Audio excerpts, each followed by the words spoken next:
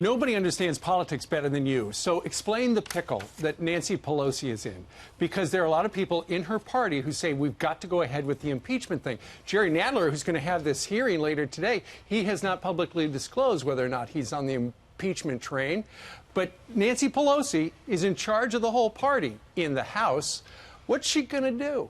She's under enormous pressure, and I've said from the beginning, I'll say it again publicly, I've said it privately to the president for months, she doesn't seem to have control over her temper when it comes to the president. Look at those awful incendiary remarks she made last week while he was abroad representing his country.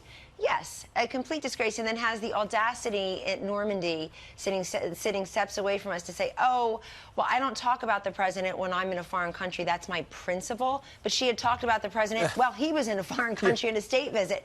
So she doesn't have control over her temper when it comes to the president, and she doesn't have control over her caucus, to your point.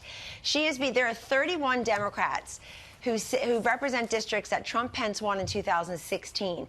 So they have a very different view about what should be going on than those who are, as she said, are in very safe districts. Remember when she said this glass of water can win their districts? She really brushed back a lot of those out-of-control freshmen who are pushing her. I read a report just this morning that people want Alexandria Ocasio-Cortez to maybe primary Jerry Nadler, or Chuck Schumer, I think it was. Primary, excuse me, Chuck, all the liberals in New York, Chuck Schumer, if he doesn't get on the impeachment train. So they're under enormous pressure. They're giving in to a bunch of people on cable TV who were waiting for Bob Mueller to get the job done that what's-her-name who lost the election couldn't do.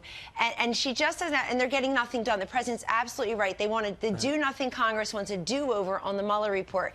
They should be voting on the USMCA. They should be fixing the TVPRA. They should be fixing floors, and they should not be asking the president to spend $2 trillion more in wasteful spending.